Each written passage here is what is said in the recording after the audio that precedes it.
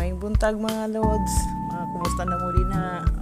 Mga tagkahoy ani sayo kayo sa kabuntagon kay kinahanglan na gyud nato ang isuglod ani sa ato ang gilungag nga kanon kay lami man ang lungag sa kahoy sa kanon mga lods. Kumusta na mo din ha?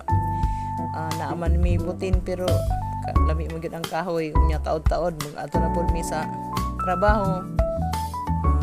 Mao ni amo ang kwadri dapit ra pud sa amo ang balay ni amo ang gi kanan og kahoy mga lods. Wala pa ko kaligo yun karon pag uli na ako maligo pa ko kayo ato na po sa trabaho maglungag sa ako madisir mo ato sa trabaho. Sige na mga lods, mao lang niya diri lang ako ang video sa sunod na lang pod.